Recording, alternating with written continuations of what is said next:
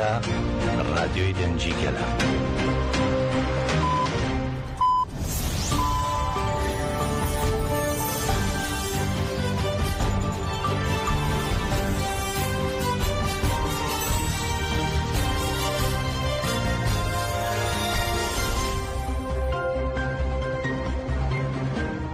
ئەم کاتتان باش بیسەرانی هێژە لە ڕادیۆ دەنگی گەلەوە با یارمەتی ئەو کارانم گەشتی هەواڵەکانی ئەمڕۆ سێشەممە 23 ئەیلولی 2025 دان پێشکەش دەکەین کاتژمێردا بە کاتی ناوەندی ئەوروپایە.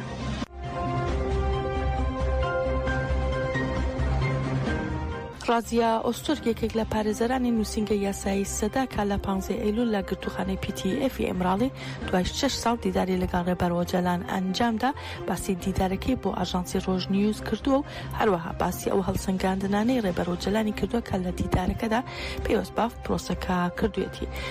رازیا ئۆستۆرگ ڕایگەیان ئەو ڕۆژێک کە چوونە ئێمراڵی یەکەم ڕۆژی کۆبوونەوەی کۆمیتەی وەزیرانی ئەنجومەنی ئەوروپا بوو بۆیە لە دیدارەکەدا یەکێک بوو لەو بابەتانەی کە هەڵسەنگاندنی بۆ کراو بەڕێزۆ جەلان وتی مافی هیوا چەندە پەیوەستکرا بێت بەوەوە پەیوەندیدارە بە هەزاران کەسی دیکەشەوە وتیشی ئەگەر جددی و دڵسۆز بوون ئەوانیش ڕۆڵی خۆیان لە چارەسەرکردندا دەگەڕن. هەروەها ئاماژەی بەوەش کرد کە ڕێبەرەوە جەلان دەربارەی یاساکانی کاتی ناوبڕ و یاسای دیموکراتیکیش قسەی کردووە و ئاوتویەتی بێگومان ڕاستیەک لە ئارادایە کە پرۆسەیەکی لەو شێوەیە تاکلایەنە بەڕێوە ناچن.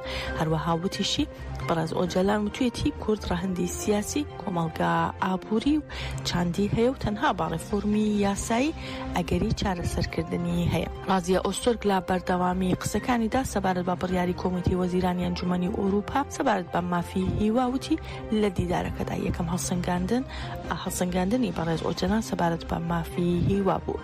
ئێمە زۆر جار باسی ئەوەمان کردووە کە ئەمە مامەڵەیەکی سیاسیە و سەرەڕای ئەوەی کە 12 ساڵە ئەم بڕیارە دراوە هەنگاوێکی کاریگەر نەنراوە. هەروەها ئاوتیشی لە ئێستادا 8 مانگی تر درێژ کراوەتەوە و تیشخستنە سەر کۆمسیۆنەکەی پەرلەمانیش گرنگە و لەو چوارچەوەیدا پێویستە کۆمسیۆن بە گوێرەی پرۆسی ئاشتی و کۆمەڵگەی دیموکراتیک مامەڵە بکات و دەست بەجێ گوێ لە بەردەنگی پرۆسەکە بەڕێز ئۆجەلان بگرێت. هەروەوتیشی دیسانەوە دەڵێن کە پێویستە هەموارکردنەوەی یاسایی ئەنجام بدرێن و ئازادی جەستەی ڕێبەر ئۆجەلان بێتاتی. رازیا ئۆستۆرگ لەباری هەڵسەنگاندنەکانی ڕێبەر ئۆجەلان بۆ خاوەنداریکردن لە پرۆسەکە لە گۆڕەپانی سیاسی و بەرپرسیاریەکانی کۆمەڵگەش کردووتی بەڕێز ئۆجەلان دەربارەی ڕەوشی گۆشەگیری ڕاوەستەی کردووتی ئەم پرسە کاتێک چارەسەر دەبێت کە هەمووان ببن بە خۆبوون. رازیا ئۆستۆرگ ئاماژەی بۆش کرد کە ڕێبەر ئۆجەلان لە بابەتی خاوەنداریکردن لە پرۆسەکەدا ڕەخنەی لە سیاست گرتووە و توێتی ئیرادەیەکی لاواز نیشان دەدرێت. ئاوتیشی بەڕێز ئۆجەلان لە ڕووی خاوەنداریکردن ئاوتویەتی پرسا سەرەکیەکە پشتگوێ دەخرێت و بە ئامانجی بەرژەوەندی خوازی و ڕانتەوە لەگەڵ پرۆسەکەدا مامەڵە دەکرێت. هەروەها ڕێبەر ئۆجەلان باسی لە گرنگی بەشداریکردنی ژنان کردووە لە پرۆسەکەدا و بۆ سەرکەوتنی پرۆسەکە داوای ئامادەکاری لا ژنان و گەنجان کردووە.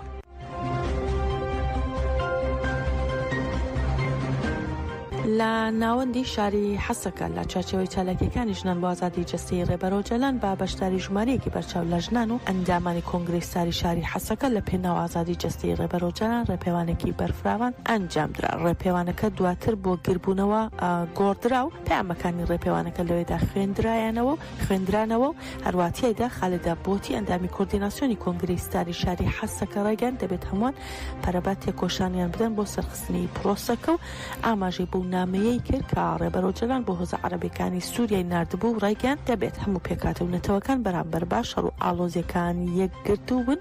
هەروەها دواتر ئەمیرە سەید ئەندامی دەستەی بەڕێوەبەری کۆنگرێستاری شاری شەدادی ئاوتەیەکی پێشکەش کرد و ڕایگەیاند پێویستە ئازادی جەستەی ڕێبەرەوە جەلان دەستەبەر بکرێت و وتیژی هیچ کاتێک لە تێکۆشانمان پاشگەز نابینەوە تا ئازادی جەستەی ڕێبەرەوە جەلان لە گۆڕەپانەکاندا دەمێنینەوە.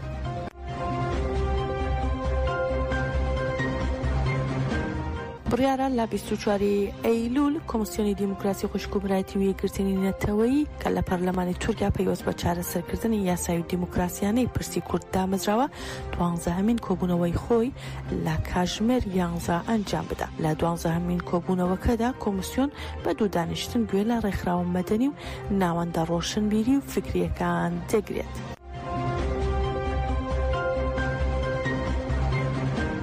لە شاری لیڤەرپۆلی بریتانیا لە ناوەندی جوواکی دیموکراتیکی کورد مەراسیمی بیرهێنانەوە بۆ شەهیدانی ئازادی کوردستان دیجلە ئاریا، دەنگتاف ئامەد، دەڤەر مزگین و گوڵناز کارەتاش و هەروە وڵات گەڤەر ئەنجام دراکات لە ساڵی 2021 لە کاتی جیاوازدا شەهید بوون و لەلایەن هەپەگەوە ڕاگەیاندرابوون. مەراسیمەکە بە خولەکێک ڕێزگرتن بۆ گیانی پاکی شەهیدانی ئازادی ئەنجام درا و هەروەها لاوتارەکاندا ئاماژە بۆ کرا کە شەهیدان فەلسەفەی ئاپۆییان وەک شێوازێکی ژیان قبول کردووە و بە فیداکاری و کێسایەتی میلیتانیان بوونەتە نمونە بۆ تێکۆشانیان. هەروەها بەشداروان ڕایانگەیان کە شەهیدان بەرپرسیارەتیەکانی خۆیان بەرامبەر بە ڕێبەرایەتی و گەل بە ئیرادەیەکی گەورەوە لاستۆ گرتو و دەژی سیاسەتەکانی ئینکار و لە ناوبردنی دەوڵەتی تورکی جێنۆسایدکان بەرخۆدانیان کردووە. هەروەها هەر لە مەراسیمەکەدا بنەماڵی شەهیدان کا بەشداریان لە مەراسیمەکە کردبوو هەست و ڕامانی خۆیان دەربڕی و یەکێک لە بنەماڵی شەهیدان ڕێگەیان ئەوان بە فیداکاری ئازایەتی و کەرامەتی خۆیان ڕێگای دۆزی پیرۆزیان ڕووناک کردووە. بیرهێنانەوەکە با دروشمەکانی شەهیدان نامرن و بژی ڕێبەر ئۆجەلان کۆتایی پێهات.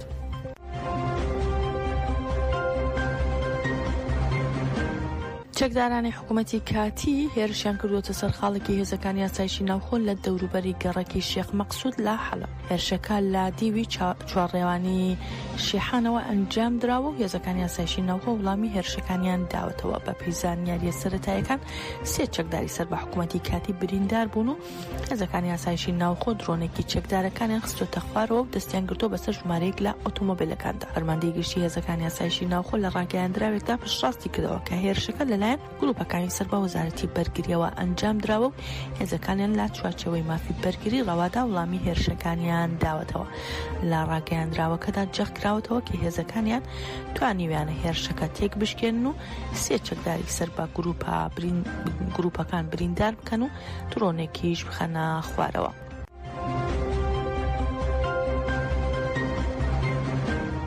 ئەحمەد شەرع لە پەراوێزی کۆبوونەوەکانی کۆمەڵگەی گەشتینەتەوە یەکگرتوەکان لە نیویۆرک لە لوتکەی کۆنکۆردیا باسی لە سزاکانی ڕۆژاوە بۆ سەر سووریا و ڕێکەوتنی ئەمنی چاوەڕان نەکراو لەگەڵ ئیسرائیل و هەروەها گفتوگۆکان لەگەڵ هێزەکانی سووریای دیموکراتیک کرد. شەرع ڕایگەیان سووریا لە گۆڕەپانی جەنگەکانەوە گوازراوەتەوە بۆ گۆڕەپانی دیالۆگ و بە پێیوتەی خۆی وتیشی حکوومەتی سووریا هەموو سووریەکان لە خۆ دەگرێت و هیچ پشکەنەیەک لە وڵاتدا نابێت. سەبارەت بە نزیکبوونەوەی لەگەڵ ئیسرائیلیش شەرعوتی سووریا نایەوێت بچێتە ناو شەڕێکەوە لەگەڵ ئیسرائیل و گفتوگۆکان دەربارەی ڕێکەوتنی ئەمنی گەیشتونەتە قۆناغی پێشکەوت و لەسەر بنەمای ڕێکەوتنی ساڵی 1974.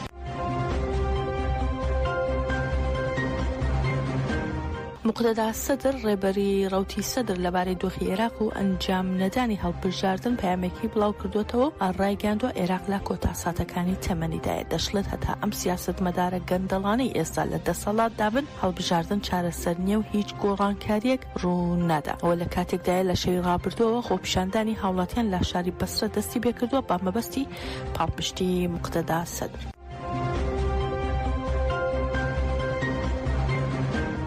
ئێمانوئێل مەکرۆن سەرۆکی فەرەنسا دانپێدانانی وڵاتەکەی با دەوڵەتی فەلەستین ڕاگەیاند و جەختیشی کردەوە دەبێت شەڕی غەزە کۆتایی پێبێت بۆ ڕزگارکردنی گیانی بارمتەکان و هەموو هاوڵاتیانی غەزە. ئێمانوئێل مەکرۆن لە وتارەکەیدا لە کۆنفرانسی نیویۆرک لە نەتەوەی گرتووەکان جەختی کردەوە کە دانان بە دەوڵەتی فەلەستین تاکە چارەسەرە بۆ ئاشتی و هۆشداریشیدا لەوەی کە ڕێککەوتنەکانی ئابراهام و ڕێککەوتنەکانی کامپ دەیڤید ڕەنگە بەهۆی ئیسرائیلەوە مەترسیان لەسەر بێت.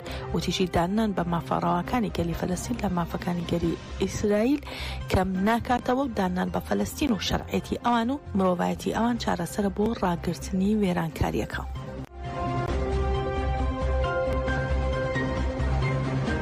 گەشتی هەواڵەکانی ئەم کاتژمێرەمان پێشکەشکردن هەر شاد بن.